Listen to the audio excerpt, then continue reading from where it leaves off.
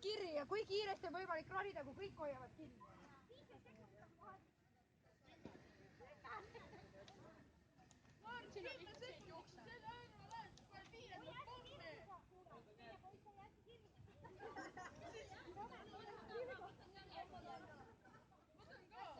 Mitu inimest siin oli?